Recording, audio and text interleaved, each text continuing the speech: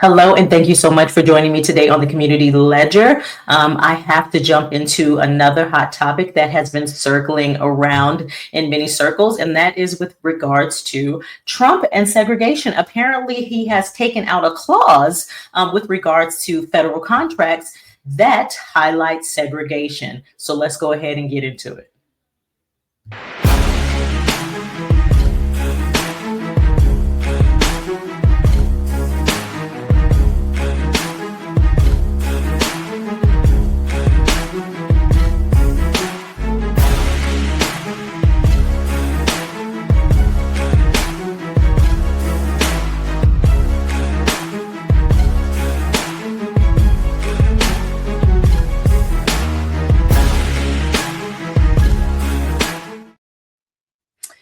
Hello again, and thank you so much for joining me. If you have not already, please do go ahead and hit that subscribe button. And so now to get back to the topic. So a lot of people have been talking about the fact that Trump has written out or revoked segregation with regards to federal contracts. And so I'm like, what does this really mean? And so I wanted to jump into an article that breaks it all down. So I know Roland Martin and a whole lot of other Democrats are going crazy saying, oh my God, he's bringing Jim Crow back. He's bringing Jim Crow back.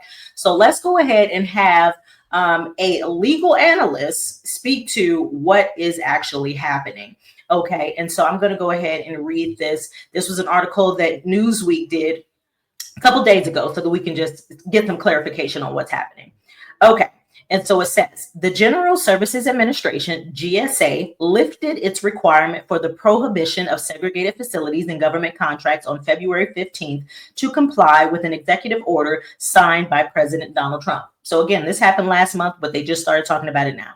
In the moratorium, the GSA shared a list of clauses that should no longer be included in contracts with the federal government, including one related to the prohibition of segregated facilities. Newsweek spoke to two legal experts about what this means for segregation in the United States as a whole and why it matters. The policy change is in line with the Trump administration's push to remove diversity, equity, and inclusion initiatives. Trump's executive order from January 21st says these policies deny, discredit, and undermine the traditional American values of hard work, excellence, and individual achievement in favor of an unlawful, corrosive, and pernicious identity-based spoils system. So, while the GSA's actions revokes a statute with origins dating back to 1965, the memo states that contractors are still required to follow existing U.S. laws on civil rights and non-discrimination, which means that while the change may be DEI-based, segregation based on race, color, religion, or national origin is not legal in the United States. So as you see it, there will be no Jim Crow laws anytime soon.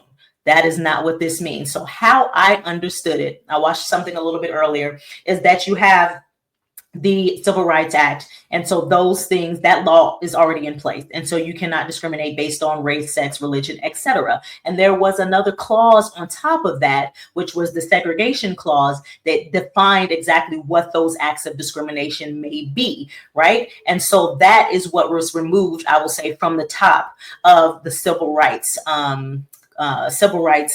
laws within these federal contracts. So the baseline of civil rights are still intact. It's still illegal to discriminate against race, religion, and sex. However, it's ceremonial. It's, to me, there's been a lot that he's been doing that to me is really petty and really has no significance. And this just looks like another one of those things that he's doing to kind of just, I don't know what the purpose is, but I guess it's aligned with DEI. So it was removed, but at the same time, it's not allowing segregation to actually now be legalized. And so going in a little bit further into this article, it says what to know. Benjamin, can't even pronounce his last name, not even gonna try, attorney and founder of civil rights and employment law firm DeGolia, they're gonna make me do it, Law PC, told Newsweek that the change is partially symbolic. So he states the same thing. In practice, numerous federal laws still prohibit government contractors from maintaining segregated facilities, and the Trump administration does not have the power to rescind those laws.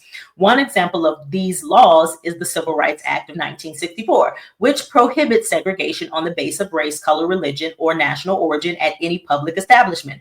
While it is legally possible, it is politically and socially very unlikely that the core protections of the Civil Rights Act would be repealed or significantly weakened. The act is a cornerstone of American civil rights law, and there would likely be strong public opposition to any efforts to undermine it. Joshua Klugman, an attorney specializing in discrimination law, told Newsweek that public opinion also plays a role in how the memo will be applied. The public's views of the world, of race, of segregation, of interactions, and so on and so forth with other groups that has changed culturally. Klugman says. There's been a cultural shift regardless of what the law says. What ban did Donald Trump lift?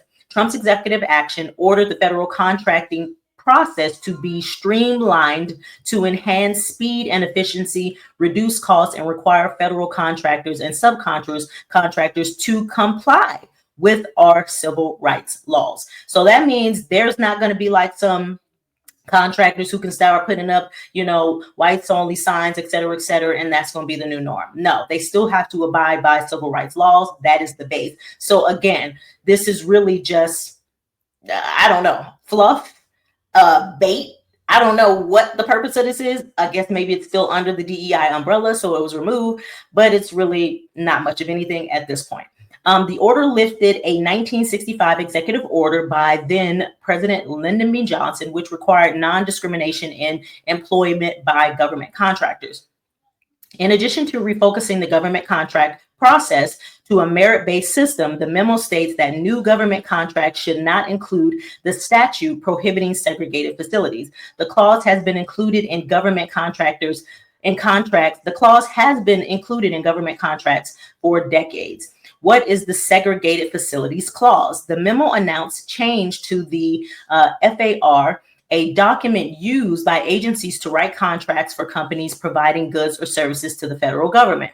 Clause 52- blah, blah, blah of the FAR, entitled Prohibition of Segregated Facilities, reads, the contractor agrees that it does not and will not maintain or provide for its employees any segregated facilities at any of its establishment, and that it does not and will not permit its employees to perform their services at any location under its control where segregated facilities are maintained. What people are saying. Klugman in an interview with Newsweek. Fast forward to today, any kind of trace of those preferences, meaning non-discriminatory on the basis of race, religion, gender, are now basically considered a hallmark of DEI and therefore should be eradicated as soon as possible. And then DeGallio, in comments to Newsweek, stated, we have seen over and over again that this administration does not respect the rule of law. And I think all Americans should be concerned that this change indicates the administration is willing to work with contractors that engage in unlawful discrimination. What happens next? The memo took effect immediately without a public notice or comment period of 30 to 60 days, typically given on policy changes. So let's go to see exactly what people are saying. So at this moment in time, it's really much about nothing. It's still just another component of DEI that he's trying to remove. But the Civil Rights Act and all of its laws that protect for specific discriminations are still in place. And so I did want to play a video that I thought was very interesting, because a lot of what's happening seems to be, dare I say, trying to get some sort of attention from the Black community specifically. A lot of it, I don't know why it's being done. I don't know if they're trying to trigger us or get us angry or whatever the scenario is, but nonetheless, some Black people had a response. And so out of all the videos that I saw, this one stood out because it was quite telling. So I'm going to go ahead and play it for you. Bring back segregation. 100% disagree. Dead and bring it back. I want to know where I'm not welcome, okay? Great. Put them signs back up. Colors only, whites only. Let's do it, all right? Rip the Band-Aid off, especially for a restaurant. Are you kidding me? Whites only? What do I want to do in there? What they got? Mashed potatoes, mayonnaise, hot dogs. Colors only, we got seasoning, turmeric, paprika. Okay, I like this. Okay. You were saying that the black excellence. Absolutely. The segregation is to get The colored excellence. Okay. Okay. What's Wait. the playlist in the whites only spot? They playing Carrie Underwood and Kid Rock. We playing Babyface and Diggable Planets. Ain't no overhead lighting. What are you talking about? Wait, where am I going? Colors. Hell yeah. Look at his hair. Talk about where am I going? That's the problem with North Africans. That's what I'm talking about. Hell yeah. I'm in. 100% agree. Let's go. Talk about where I'm going. Oh, man. Yeah. What happens to you in the summertime? Where are we putting the Italians? Listen. I just want to know. I don't need their food. I don't like tomatoes. Okay, so they're going on the white side. Black people spend over $1 trillion a year. I would love for the government to force us to spend it on our own people. This is very good. Yes. I like this a lot. I brought you over to the side. And the black airplane? Oh, come on. The Soul Plane, baby. I want to be on Soul Plane. Yes, it's going to be noisy on there, but that's what noise cancellation headphones are for. You know what I'm saying? And they're going to have all the good movies? All the good movies, all the good music. Oh, man. And while we at it, bring back sundown towns. They never left, but... What's that? Well, a sundown town was back in the day during Jim Crow where black people weren't allowed to be in a town after the sunset. Wow. So those towns never left. They still exist in America, but they took the signs down. I want them to put the signs back up. I wanted to say 248 miles to the next town that likes colored people. Get your gas in Atlanta. Don't stop till you get to Savannah. All right? I'm with her. He with me. I love it. I love it. I love it. I love it. I love it. So whatever symbolic gesture this was to remove this segregated clause from federal contracts had no real effect on the Black community. Black people was like, listen, bring it back. I believe that was a reaction that was not expected. So a lot of the community, Black community, was like, listen, we want to know exactly what is going on. And as soon as she did this film, or as soon as she did this post, I just immediately was thought of that old, what is it? I can't think of it. Oh my goodness. It's the more you know rainbow. The more you know rainbow with the little star. Like the more you know, the better off you'll be. Okay. So in regards to things like sundown towns, she said, listen, put that sign back up so I know exactly where I need to not stop.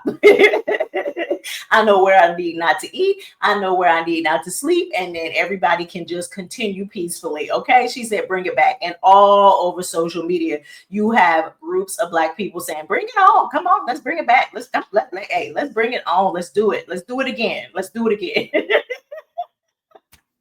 So, oh my gosh, what is your opinion? You have got to get in the comments and tell me your opinion. Of course, I do not believe, you know what? I'm gonna keep my thoughts to myself. I want you to tell me your thoughts.